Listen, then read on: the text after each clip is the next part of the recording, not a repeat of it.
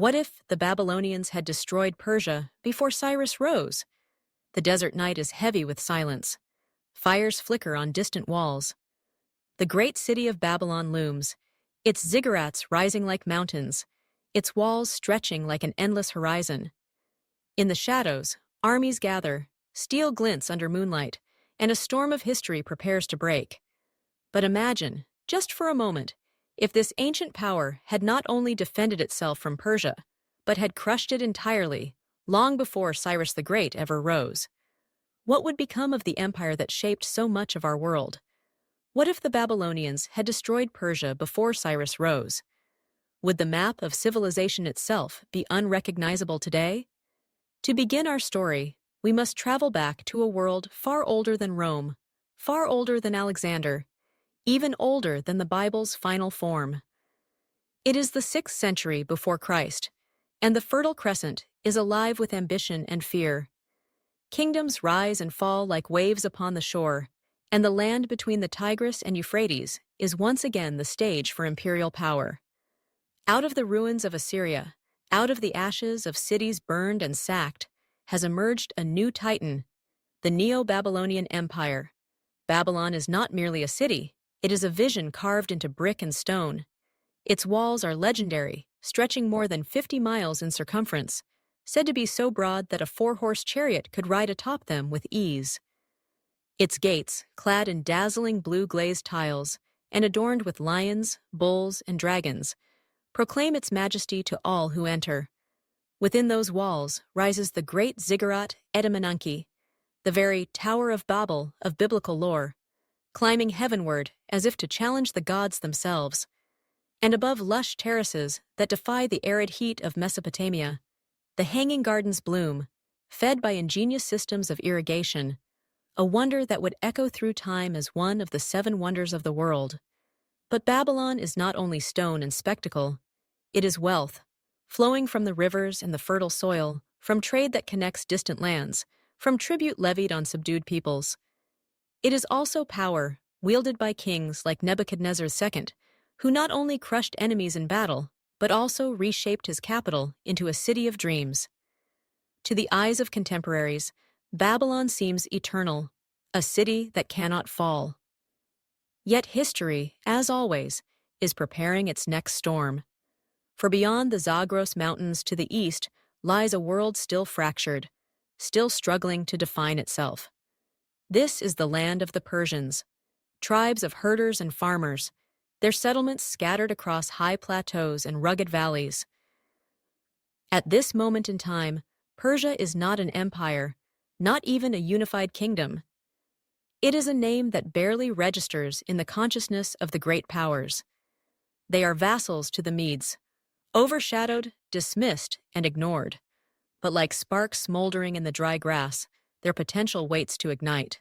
The Medes themselves are formidable, controlling a vast territory to the north and east of Babylon. They had been instrumental in destroying Assyria, and for a brief moment seemed destined to dominate the Near East. But their grasp is unsteady, their structure fragile. Even now, their supremacy trembles as ambitious leaders stir among the Persians under their rule. It is from this fragile arrangement that Cyrus the Great will one day emerge, turning vassalage into dominance and weakness into empire. Yet in the 6th century, before Cyrus rises, it is Babylon that holds the balance of power. The world looks toward Mesopotamia, not Persia. Nabonidus, the last king of Babylon, rules with an iron hand and a controversial devotion to the moon god Sin, but he inherits a legacy of expansion and wealth.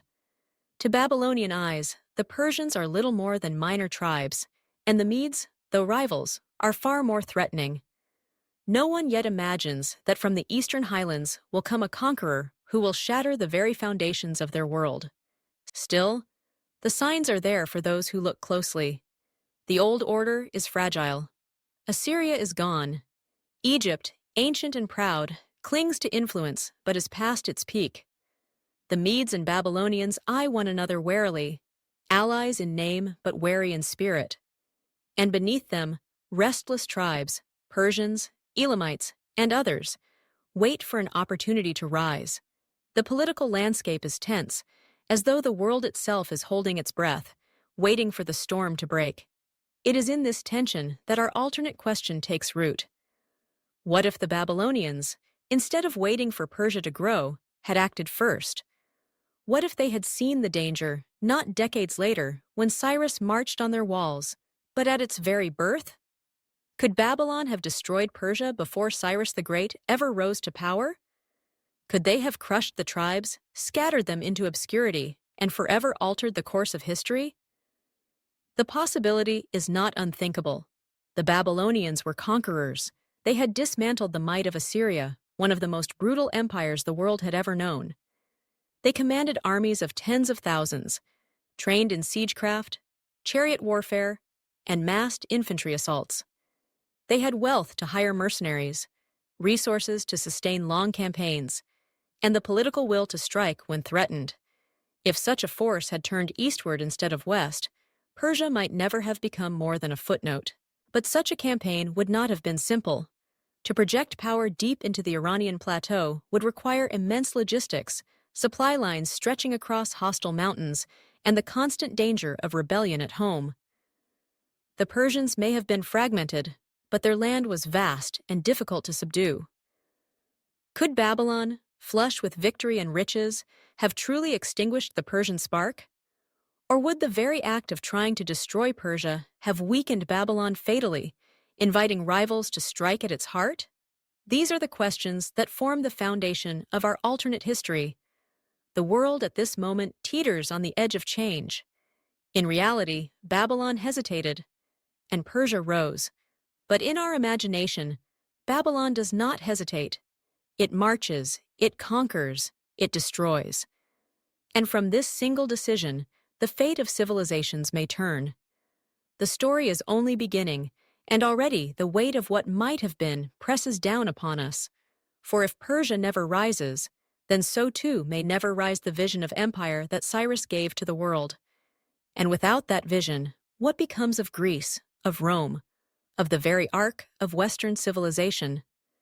The sands of Mesopotamia whisper, and the future waits to be rewritten.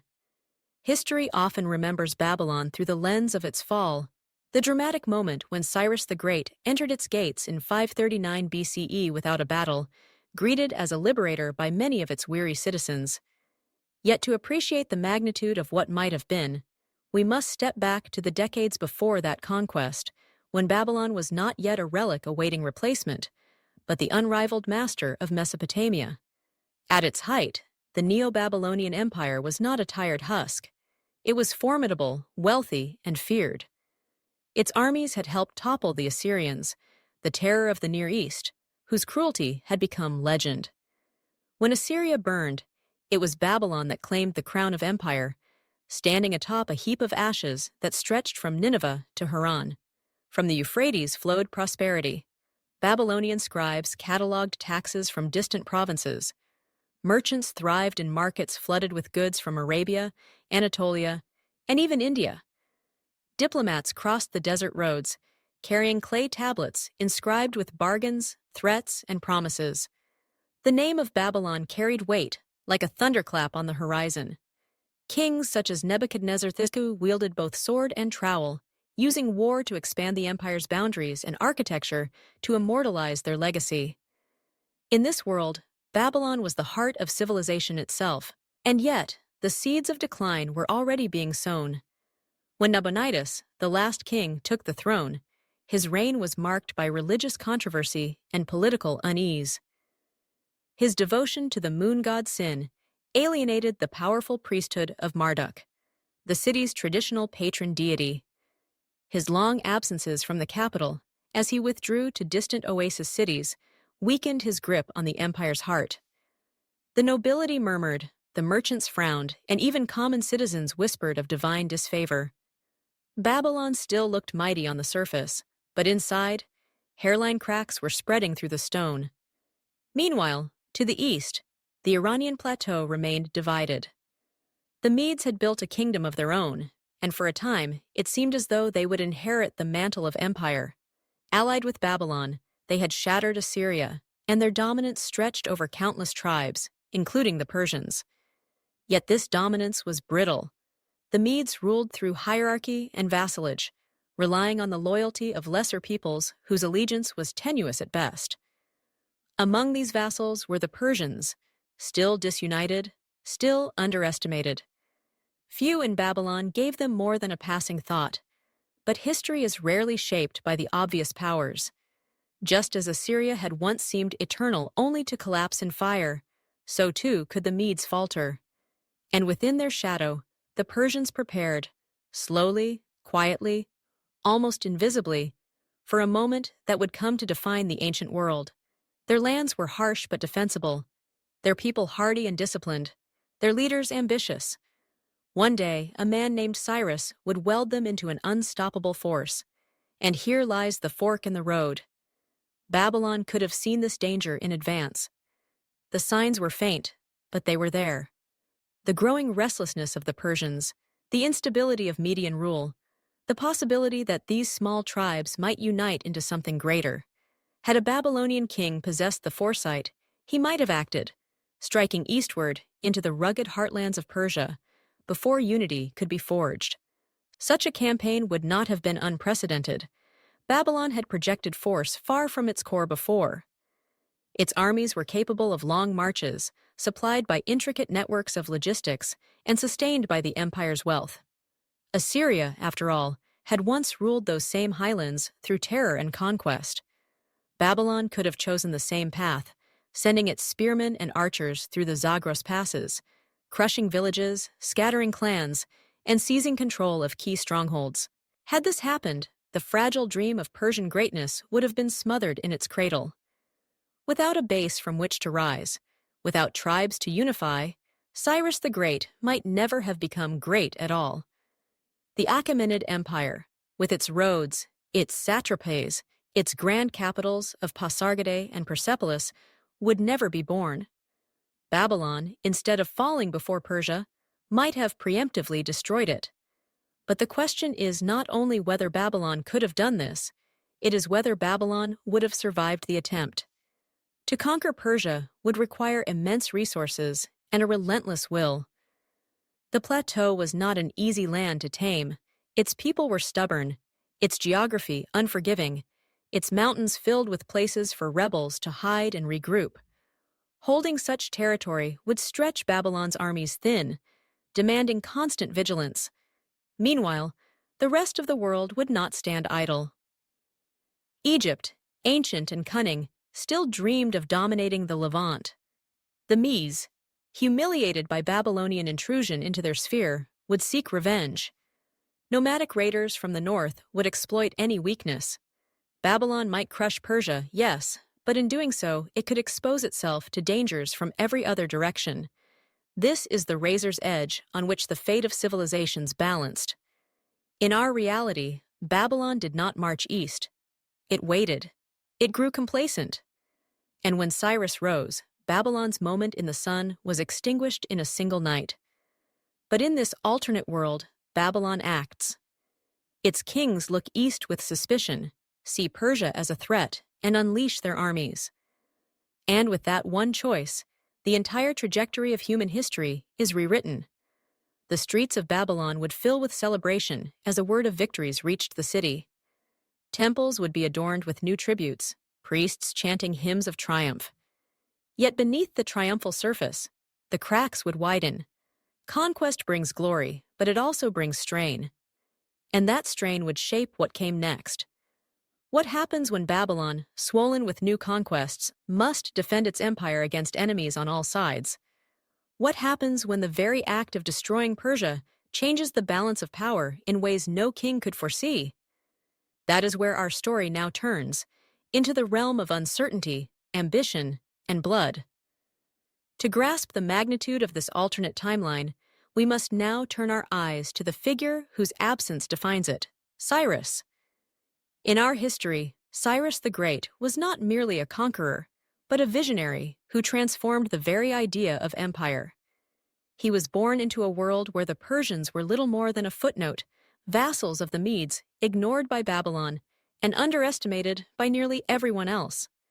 Yet through a rare blend of charisma, military brilliance, and political genius, he rose to forge one of the greatest empires in antiquity. Cyrus was no ordinary tribal leader. He understood something that many before him did not. Conquest could not endure without legitimacy, and legitimacy could not last without tolerance. Where the Assyrians had ruled by fear, slaughtering rebels and scattering populations, Cyrus ruled by persuasion and respect. When he conquered new lands, he often allowed local customs and religions to continue. He presented himself not as a destroyer, but as a liberator. This approach not only won him loyalty, but also built a foundation that allowed Persia to govern vast territories without constant rebellion. It was Cyrus who ended the dominance of the Medes, who took Lydia and its legendary wealth, who stretched his power all the way to the Indus Valley. It was Cyrus who walked into Babylon itself and was hailed not as a foreign invader, but as a chosen king, praised in inscriptions like the famous Cyrus cylinder. This man altered the trajectory of the ancient world, laying down models of administration, infrastructure, and political thought that empires from Rome to the Ottomans would later imitate. But in our alternate story, Cyrus never gets the chance. Imagine him as a young prince, barely beginning to consolidate his influence among the tribes of Persis. Just as his star begins to rise, the storm breaks. Babylonian armies march eastward, a wave of soldiers armed with iron, their banners fluttering against the mountain winds. Villages are burned. Chieftains are executed or dragged into exile. The fragile alliances that Cyrus needs to build are shattered before they can take form. Instead of being remembered as a king of kings, Cyrus becomes a casualty of history, a name lost in the dust of Babylonian conquest. Without Cyrus, the Persian tribes remain fractured. The dream of an Achaemenid empire vanishes like smoke. There are no satrapies, no royal roads, no imperial postal systems to knit the world together. There is no grand capital of Persepolis, no monumental vision of kingship that stretches across 3 continents. Persia is erased before it is born, leaving Babylon not as a defeated empire, but as a triumphant overlord of the East. And yet, this victory changes everything for Babylon itself. To defeat Persia is not simply to crush a minor foe, it is to alter the entire geopolitical balance of the Near East. The Medes, who relied on Persian vassalage to maintain their strength, are shaken. Their legitimacy falters. Babylon, once a partner in the destruction of Assyria, now looms as a rival too dangerous to ignore. Tensions begin to simmer, and the seeds of future wars are planted. Meanwhile, the absence of Persia reverberates far beyond Mesopotamia. In Greece, still fragmented into city-states, the coming centuries will unfold without the Persian wars as we know them. No Marathon, no Thermopylae, no Salamis. The great crucible that helped forge Greek identity against a common foe disappears. Would Athens still have risen to dominance? Would democracy itself have flourished in the same way, without the unifying struggle against Persia? Or would Greek rivalries have consumed them long before Alexander was born? And consider the Jews exiled in Babylon. In our timeline, Cyrus allows them to return to Jerusalem and rebuild their temple, cementing his image as a liberator in biblical memory. Without Cyrus, the fate of these exiles changes dramatically. Do they remain scattered, absorbed into Babylonian society? Does the history of Judaism, and by extension Christianity and Islam, shift along entirely different lines? A single man's absence reverberates across millennia. But let us not forget the Babylonians themselves. By erasing Persia, they gain security, for a time. Yet in so doing, they also deny themselves the stabilizing model of empire that Persia would one day provide. Babylon's empire is older, more fragile, and more reliant on brute force than administrative genius. Without Cyrus to rise, Babylon is spared defeat, but perhaps doomed to overreach. For when an empire extends beyond its natural limits, when it consumes lands it cannot truly govern, cracks widen quickly. So here we stand, at the turning point of our alternate tale. In reality, Cyrus was rising, preparing to change history. In this world, he is crushed before he can even begin. Babylon stands triumphant. The Persian plateau lies silent. The future waits in suspense. But victory always comes at a cost, and the question is no longer whether Babylon can destroy Persia. It is whether Babylon can survive the consequences of that destruction. Picture the moment when the Babylonian court decides to act. The king, seated on his golden throne in the heart of the city, gazes eastward. Reports arrive from spies and envoys. The Persian tribes are restless, whispers of a charismatic leader rising among them. Though Persia is still fragmented, the danger is clear. If left unchecked, these tribes might one day coalesce into a power capable of threatening Mesopotamia itself.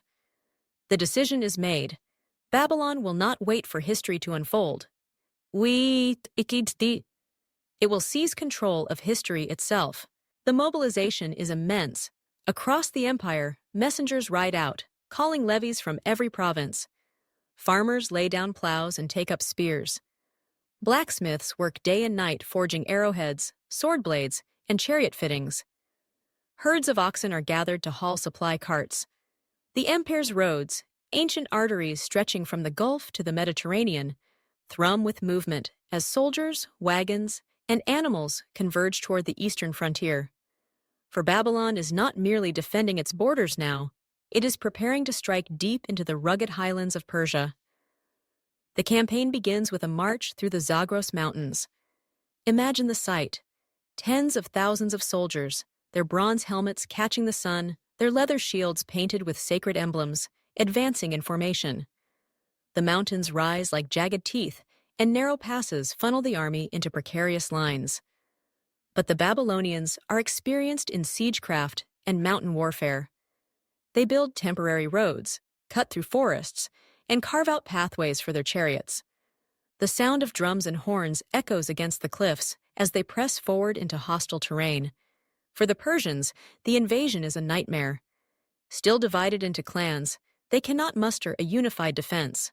Some villages resist fiercely, ambushing Babylonian columns from the hills, but the reprisals are swift and brutal.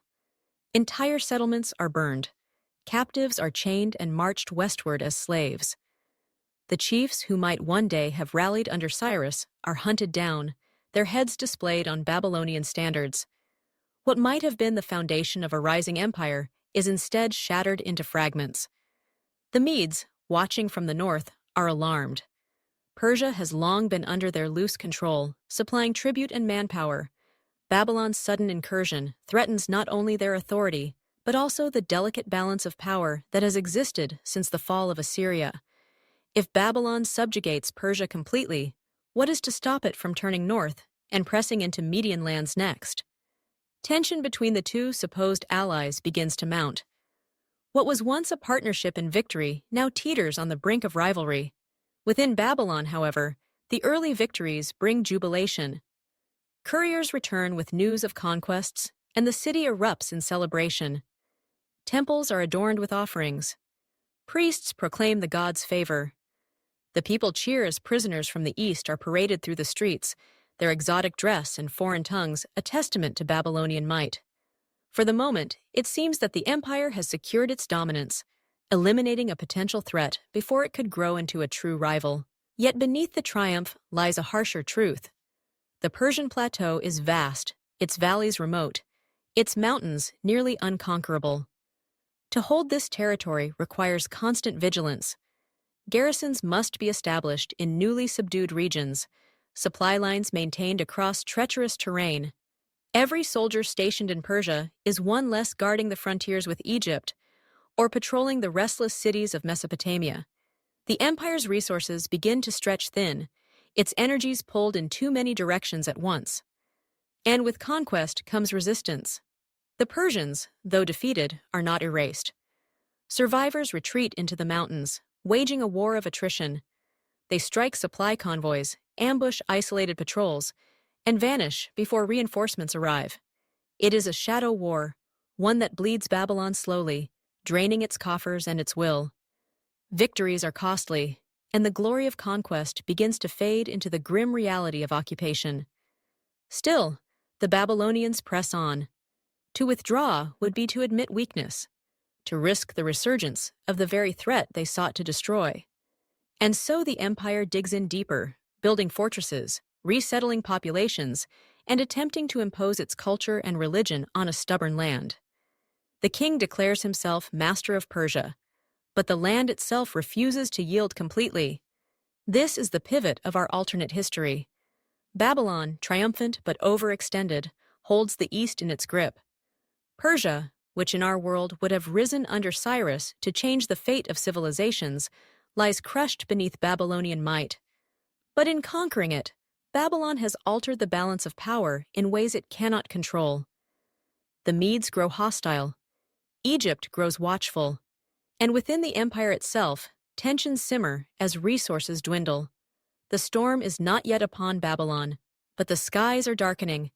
Victory has been achieved, but at what cost? The next chapter of this story will reveal whether Babylon can endure its triumph, or whether the seeds of its destruction have already been sown in the blood-soaked soil of Persia. Now the clash becomes fire and thunder. Picture the Persian plateau transformed into a theater of war. The wide plains of Fars, normally silent under the beating sun, erupt with the roar of armies. Babylon has marched east in strength, and Persia, though fractured, cannot avoid the storm. Chieftains rally what warriors they can. Farmers armed with spears, horsemen with crude bows, proud clans determined to defend their ancestral valleys. Against them comes the machine of empire. Disciplined ranks of infantry, walls of bronze and leather shields, archers trained to rain death in perfect volleys, and chariots that thunder across the dust like rolling storms. The first great battle unfolds at dawn. Mist clings to the mountains, and the earth trembles beneath the tramp of tens of thousands of feet. The Babylonians advance in disciplined formation, their standards fluttering in the wind, sacred emblems gleaming in the pale light. Trumpets blare, drums pound. Then the silence breaks. A wave of arrows streaks across the sky, blackening the morning like a swarm of locusts. The Persian warriors, scattered and without unified command, scramble to respond. Their lines shatter under the precision of Babylon's assault. But the Persians are not cowards. Fierce clansmen charge downhill from rocky slopes, their cries echoing in the canyons. They hurl javelins, slash with curved blades, and for a brief moment, the Babylonian advance falters. Dust swirls. The clash of iron and bronze fills the air, and the battlefield becomes chaos. Men grapple hand to hand, swords slick with blood, shields splintering under the weight of desperate blows. It is brutal, primal, the kind of fighting where survival depends not on strategy, but on sheer will. Yet discipline triumphs over courage. The Babylonians regroup, tightening their formations, grinding forward like an unstoppable tide. Their chariots sweep the plains, trampling broken units beneath whirring blades. Siege engines dragged across the plateau, launch stones into hastily fortified villages, reducing them to rubble. One by one, Persian strongholds fall. The chiefs who resist are executed. Those who surrender are bound in chains, paraded as trophies before the victorious generals. The slaughter is immense. Entire valleys are left smoking ruins, their fields scorched, their rivers clogged with the dead. The tribes scatter, some fleeing into the mountains, others submitting to Babylon's yoke. The dream of unity, of a single leader who could rally them into an empire, is crushed before it can take form. What might have been the foundation of Cyrus's power is instead reduced to ashes beneath Babylonian boots. For Babylon, these victories are intoxicating. Messengers race back to the capital bearing news of triumph. The temples erupt in celebration. Priests declare that the gods have blessed this conquest. Citizens flood the streets in jubilation, and the king himself appears before the people, crowned in glory. To all who see it, Babylon seems unstoppable, its empire stretching wider and wider, its dominance unquestioned. But for those who look deeper, the warning signs are already visible. Victory has been purchased with blood and treasure, and the cost is mounting. Every battle drains supplies.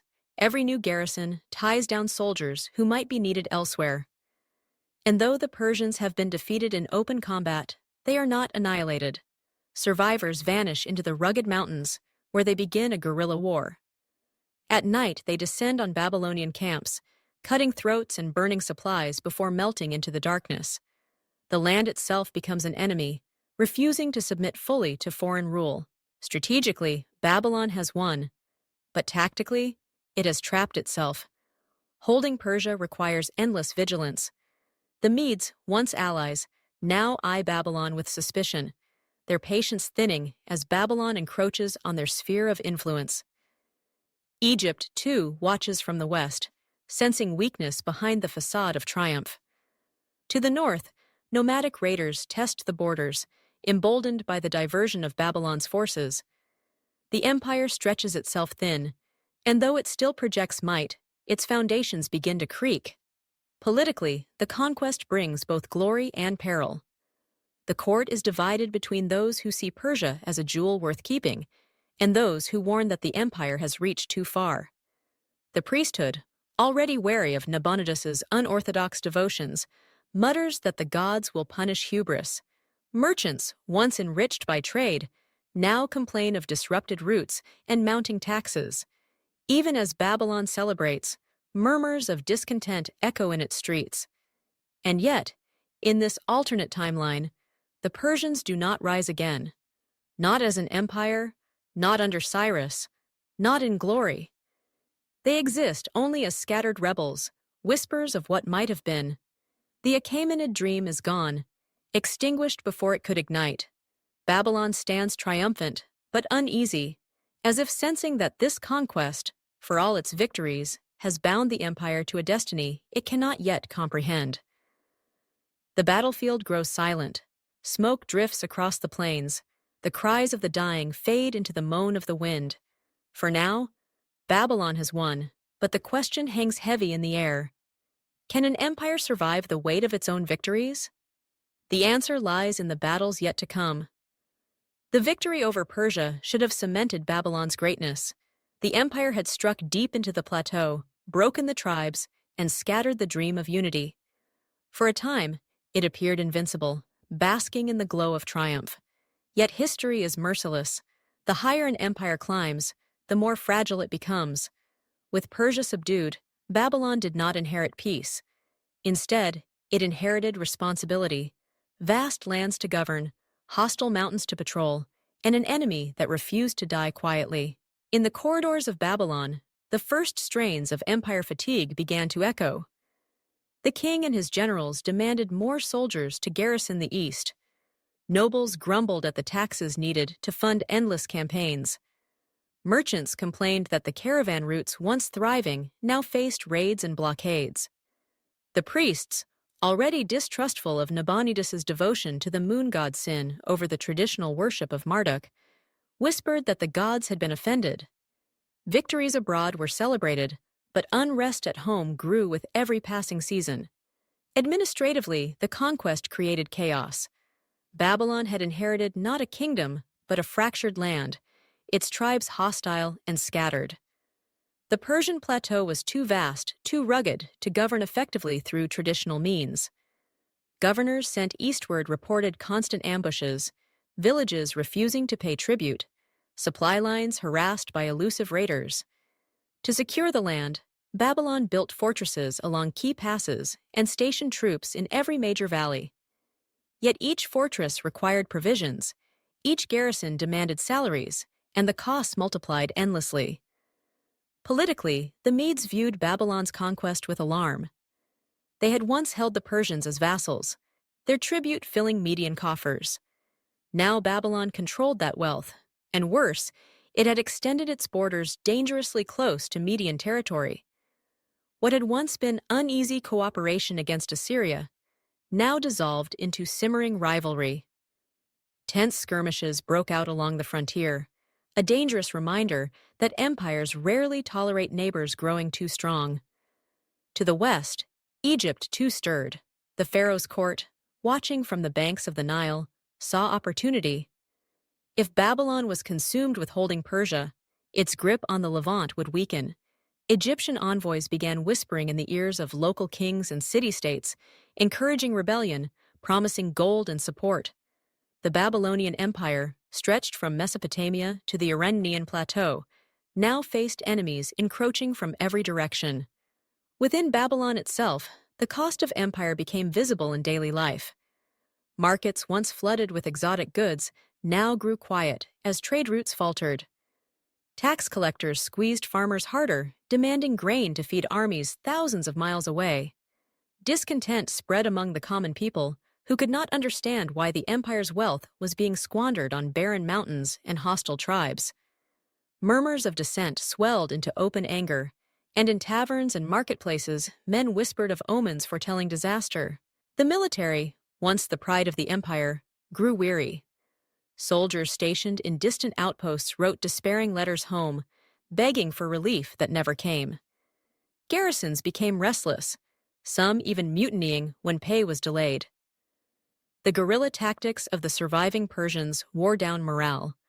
Though defeated as a unified people, the Persians remained a thorn in Babylon's side, their constant raids a reminder that conquest had not brought true control. And above it all loomed the king. Nabonidus, determined to secure his empire, spent years away from the capital, obsessing over his religious devotion and delegating power to his son Belshazzar. His absence only deepened the alienation between ruler and ruled. The priesthood, offended by his neglect of Marduk, quietly turned against him. The court grew fractured, factions forming around generals, nobles, and priests, all vying for influence in the empire's most turbulent hour. Babylon stood tall, but its foundation was trembling. Every gain in Persia seemed to demand twice the cost in blood and treasure. The empire, overstretched and overburdened, was locked in a paradox. It had won more than it could manage. The conquest that was meant to secure Babylon's supremacy had instead sown the seeds of its decline. And so the stage was set. Babylon had crushed Persia, but in doing so, it had invited a storm. Rivals circled, allies turned hostile, subjects grew restless. The empire's banners still fluttered proudly over city walls, but beneath them, the people whispered and waited. The question was no longer whether Babylon could hold its conquests. The question was how long before the cracks widened into a fracture that no army could mend. The world was watching, and the next great struggle was about to erupt. The storm that Babylon had unleashed upon Persia now began to sweep back upon its own heart. What had once been a distant campaign in rugged mountains became a creeping shadow over the empire itself. Soldiers returned home battered and bitter, bearing tales of endless ambushes, empty villages, and enemies who would not die. The treasury, once swollen with plunder, now bled silver to pay for fortresses, garrisons, and supply convoys stretching across impossible distances. The empire was groaning under its own weight. It was then that Babylon's rivals struck. From the west came the Egyptians, pushing into the Levant with renewed ambition. Their armies, bolstered by Greek mercenaries hungry for gold, clashed with Babylonian forces along the coastal plains of Phoenicia. Cities that had sworn loyalty to Babylon suddenly wavered, their leaders calculating whether Egypt might prove the stronger master. The old balance of power was gone. With Persia destroyed, there was no stabilizing empire to hold the center. Instead, chaos spread like wildfire, and Babylon found itself surrounded by enemies, emboldened by its overreach. To the north, the Medes bided their time no longer. Babylon's conquest of Persia had been an insult too great to ignore. Skirmishes along the frontier flared into open battles. Median horsemen swept across the steppes, striking supply depots and slaughtering villages loyal to Babylon.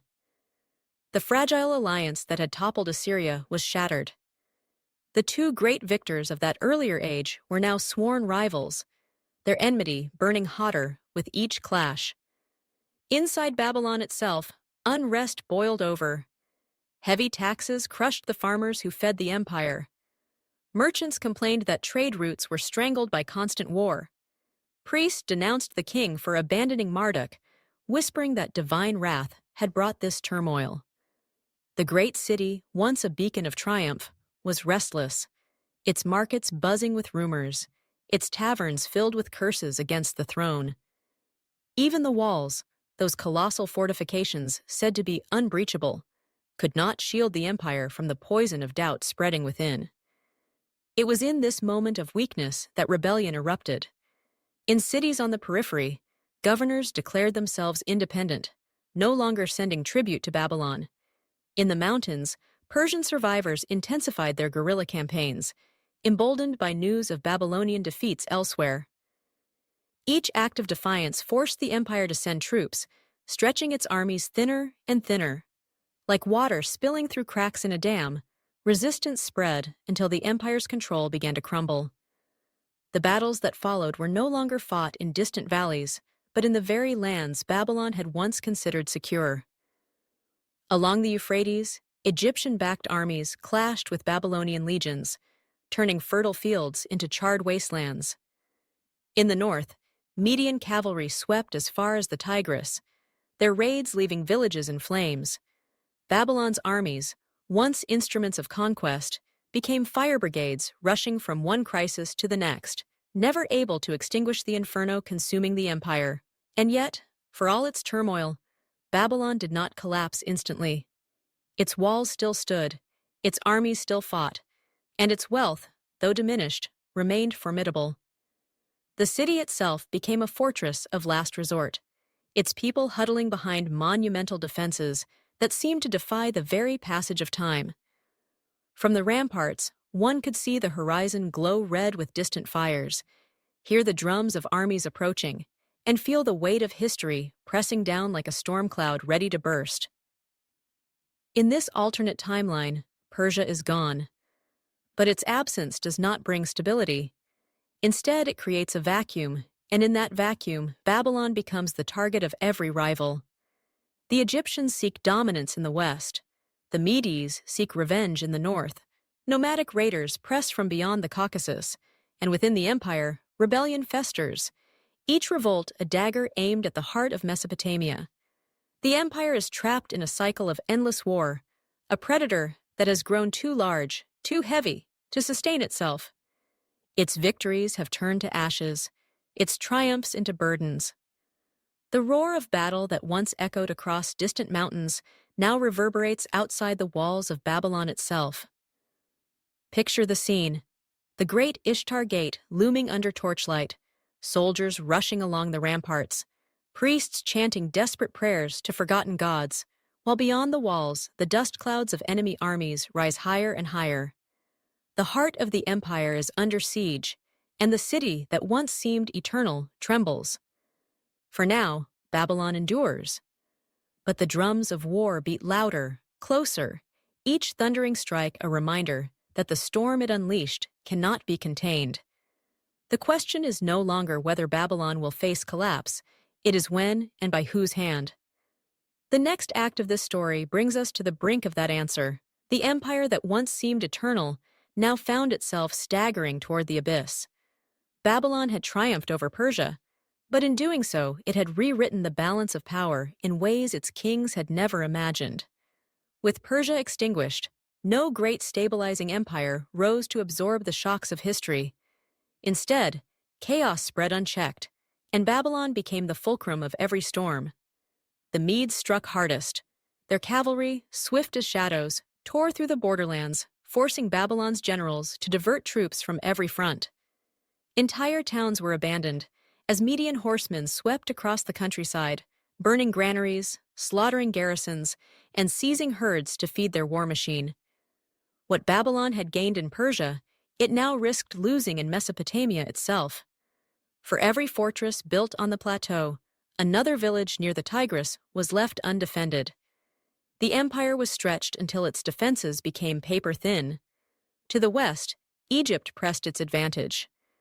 Greek mercenaries filled its ranks, their phalanxes clashing with Babylonian infantry along the Levantine coast. The once loyal Phoenician cities now saw Babylon not as protector, but as exploiter, draining their wealth to sustain unwinnable wars.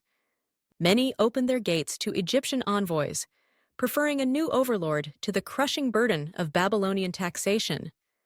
Rebellion was no longer a whisper, but a tide. Inside the empire, famine and unrest stalked the land. With trade routes severed and farmland ravaged by raids, grain prices soared. The poor rioted in the streets, desperate for bread.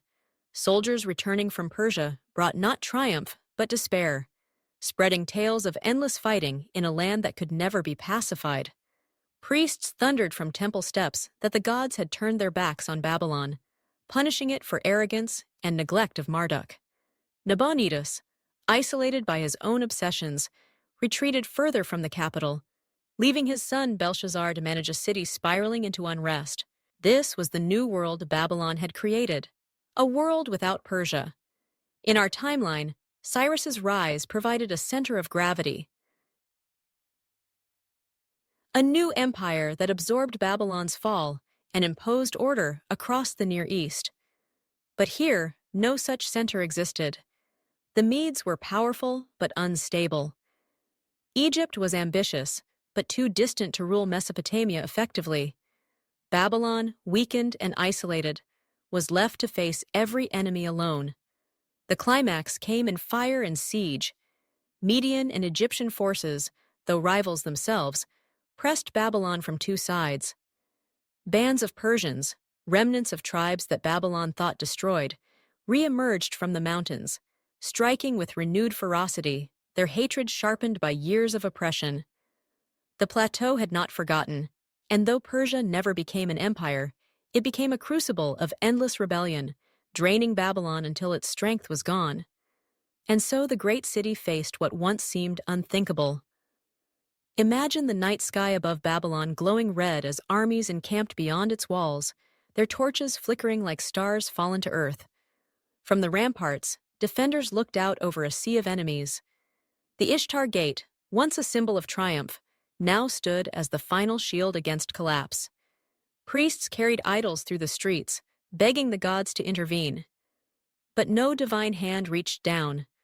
The gods were silent, and history was merciless. When the assault came, it was relentless. Siege towers crept toward the walls. Battering rams hammered the gates. Arrows rained down in blackened swarms, blotting out the sun. Babylonian soldiers fought with desperate courage, their bronze shields gleaming in the firelight, their chants echoing across the battlements.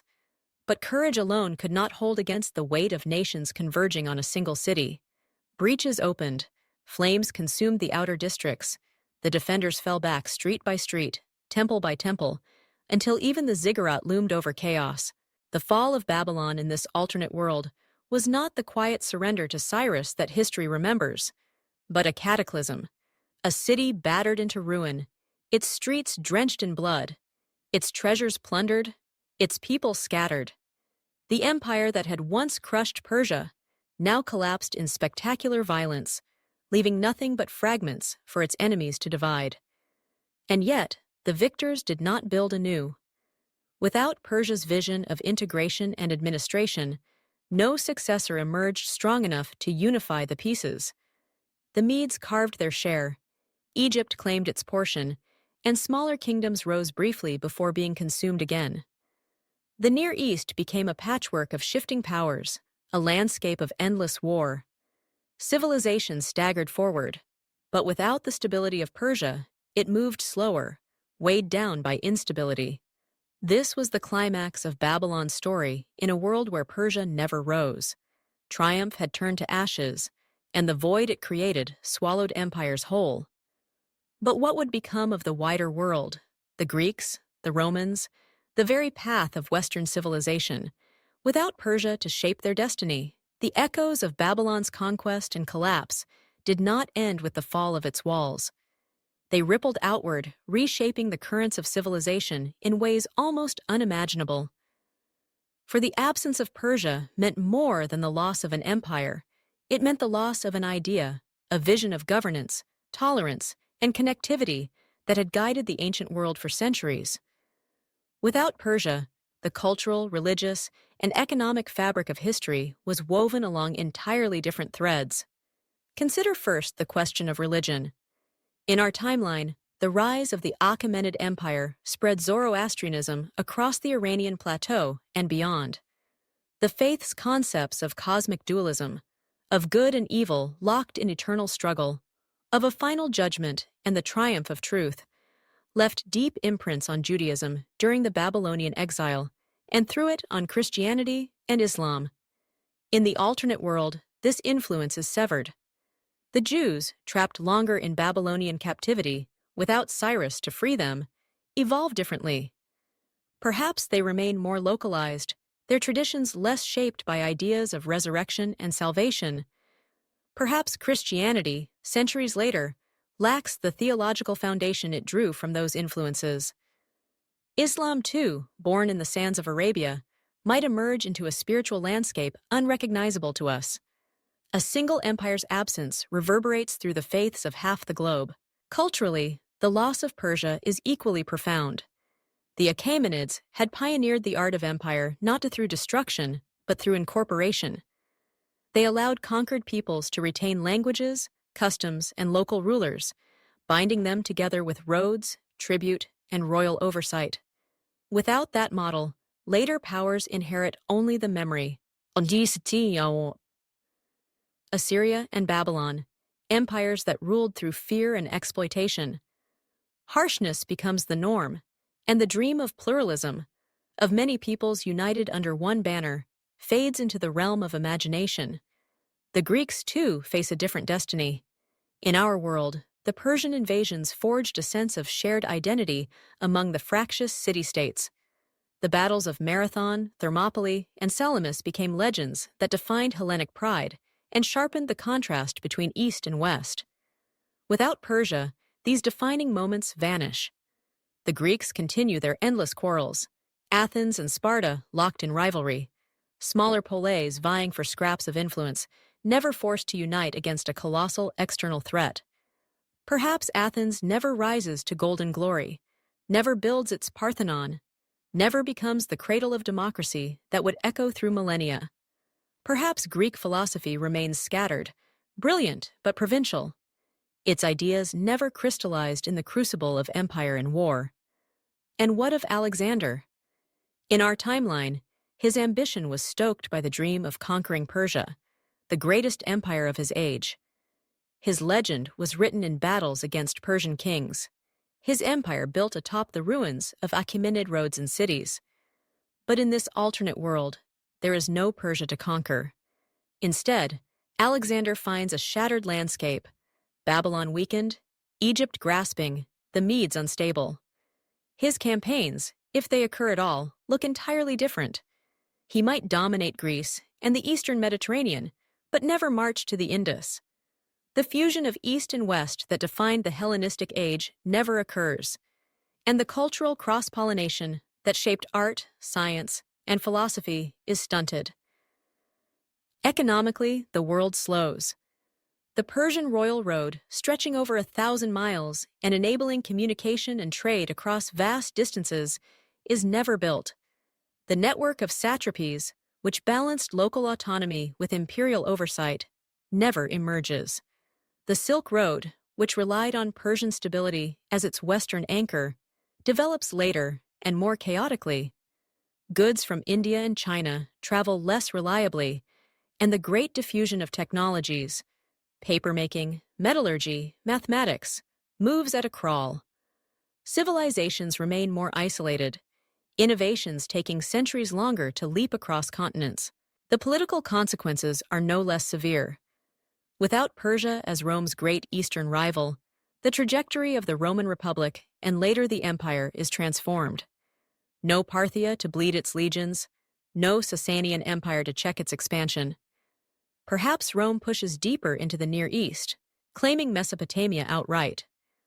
But with no strong eastern adversary, Rome may grow complacent, turning inward sooner. Its decline accelerated by the very lack of a foe worthy of its strength. The great clash of East and West that defined centuries of history is erased, leaving only shadows where epic struggles once stood.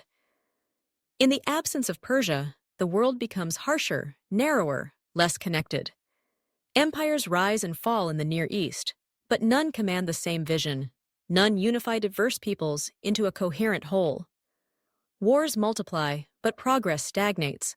Civilization limps forward, fragmented, lacking the momentum that the Achaemenids once provided.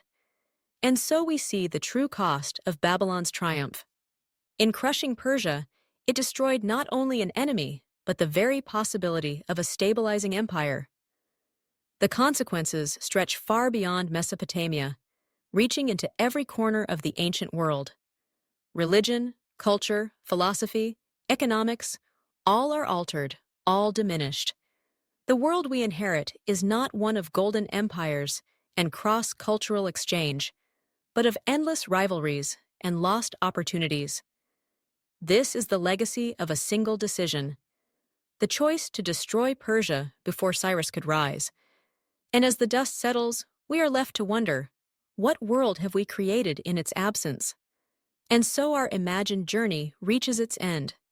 We began in the deserts of Mesopotamia, where Babylon once rose as a beacon of power, and we asked a single question: what if the Babylonians had struck first, crushing Persia before Cyrus the Great could ever rise? Through that one change, we followed the unraveling of history, the triumph of Babylon, the erasure of Persia, and the chaotic consequences that rippled outward across centuries. The world that emerges from this alternate path is one of fragmentation. Without Cyrus, without the Achaemenid Empire, the model of tolerance and integration that shaped future civilizations never exists. Babylon achieves its greatest victory, but the cost is unbearable. The empire becomes overextended, its resources drained, its enemies multiplying. The Medes grow bolder, Egypt pushes westward, rebellions ignite from within, and the once mighty city becomes a fortress besieged from all sides. Its walls hold for a time, but even the strongest stone cannot stand forever against the tides of history. In our own reality, Babylon fell with barely a fight, absorbed into a Persian empire that preserved much of its culture, its traditions, even its gods. But in this alternate world, the fall is violent and catastrophic. Babylon burns, not once but again and again, until nothing remains but ruins scattered across the desert. No empire rises to inherit its legacy. The Medes fracture, Egypt retreats, and the Near East becomes a graveyard of shattered states, each too weak to impose order, each too jealous to allow another to rise. The consequences echo far beyond Mesopotamia. Greece never forges its identity in the crucible of the Persian Wars, and its golden age is blunted. Alexander finds no vast empire to conquer, and the Hellenistic synthesis of East and West never occurs. Rome expands without a rival to challenge it in the East, but the absence of pressure accelerates its internal decline. Religions evolve differently. Judaism never shaped by Zoroastrian ideas of resurrection and cosmic dualism. Christianity and Islam altered in ways almost unrecognizable. The Silk Road develops later, more fragmented, slowing the spread of ideas and inventions that, in our history, reshaped the world. This is a darker history, a world less connected, less inspired, less united. Babylon's triumph over Persia buys only a brief season of dominance, followed by centuries of instability. Civilization limps forward, but it does so without the accelerant that Persia provided, the vision of empire not as endless conquest, but as unity through diversity, a vision that would echo through Alexander, through Rome, through every great power that followed. And yet, this is the haunting truth of alternate history. One decision, one campaign, one choice made in the palaces of Babylon could have reshaped everything we know. The freedoms of Athens, the ambitions of Alexander, the strategies of Rome, the faiths that define billions, all might have been altered or erased by the fall of Persia before it ever rose. So we are left with a question. Would you want to live in that world? A world where Babylon shines brighter but burns out faster, where religion and culture develop along unfamiliar lines, where the milestones of our history are replaced by shadows. Would such a world be stronger or weaker than the one we inherited? History is fragile, a chain of chance and choice, victories and defeats. Break one link, and the whole story may change. We live in the world Cyrus shaped, but it is sobering to realize how easily we might not have. What do you think? If Babylon had destroyed Persia before Cyrus rose, Would our world still be recognizable? Or would it be utterly alien to us? Share your thoughts in the comments below, and if you enjoyed this journey through the corridors of alternate history, remember to like this video and share it so that more people can walk these forgotten paths of time. Because in the end, history is not only what was, it is also what might have been. And sometimes, the shadows of those unrealized worlds can tell us as much about ourselves as the history we know.